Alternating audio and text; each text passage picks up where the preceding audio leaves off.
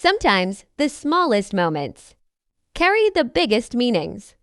On a quiet afternoon in the park, an old man knelt on the ground, his hands trembling slightly, as books lay scattered around him. They had slipped from his arms. Stories he loved, memories he carried, words that once kept him company on lonely evenings. For a moment, he just looked at them, not frustrated, just tired.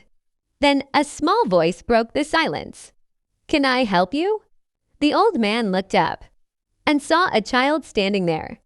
Bright eyes, rosy cheeks, and a smile that felt like sunshine. Without waiting for an answer, the child knelt down to one book, then another, tiny hands picking up stories that had lived longer than he had. The old man smiled. You see, the child didn't know these books were heavy, not because of their pages, but because of the years inside them. Stories of youth, of love, of mistakes, of lessons learned the hard way. Yet the child lifted them easily, because kindness has no weight. As they worked together, the park felt warmer. The rustling leaves seemed softer. Even time slowed down, just to watch. The old man noticed something then. The child wasn't rushing, wasn't distracted, wasn't looking for praise. He was simply helping. And in that moment, the old man remembered what it felt like to be seen. He chuckled softly and said, "Thank you." The child looked up and smiled wider.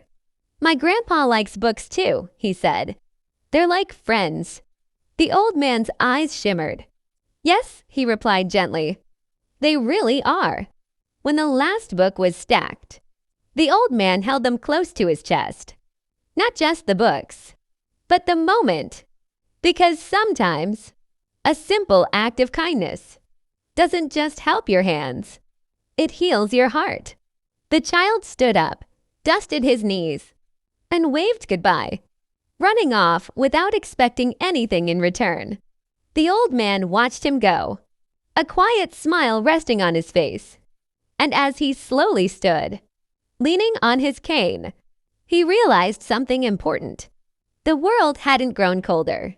It was just waiting for moments like this to remind us who we are. Soft pause. So if you ever see someone struggling with bags, with books,